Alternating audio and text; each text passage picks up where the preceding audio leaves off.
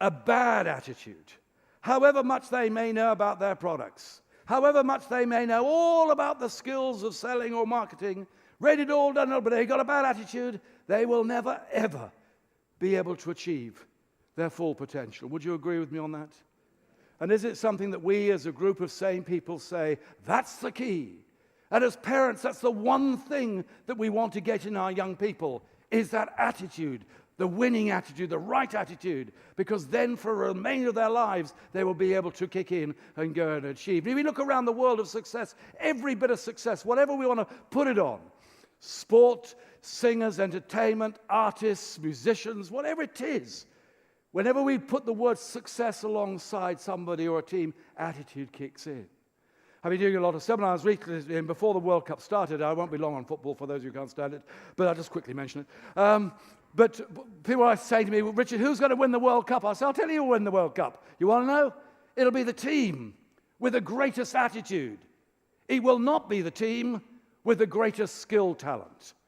And when we went on to see, for those who recall, we saw our English team, and sadly, when I saw the English team walk out at the very beginning, I had to say, not a hope in hell will that team win. We got some great talent there, but we hadn't got a good attitude, and the motivation was utterly and completely lacking, very, very sadly. Combine some talent, combine attitude.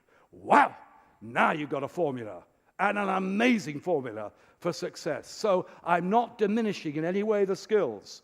Of course, you've got to have some skills, but you put some skills there, and you put the attitude there, and when the positive thinking is running, and the belief is running, it's amazing how the skill level also rises, ladies and gentlemen. It is led by attitude, by attitude. So I wanted to kick off with that because to me it is so, so important. And I can run on with stories and stories, as every one of us can here, about success stories. And I just want to just share one particular story with you. Many of you may have heard of this particular lady, but for those who haven't, I'll just tell very quickly the story. A lady called Deborah Veal and her husband, a little while ago, they decided to enter a race to row across the Atlantic Ocean. Now, Mr. Veal was an enthusiastic rower. Mrs. Veal had done very little rowing. But anyhow, she obviously sold him on the idea, or he sold her on the idea, I might add, to enter this race. So they got the kit together, they got the boat together, they got all the sponsorship, and off they went out to the Canary Islands, where all the competitors gathered. The start day came round, the starter sets them off, and away they all go onto the transatlantic crossing.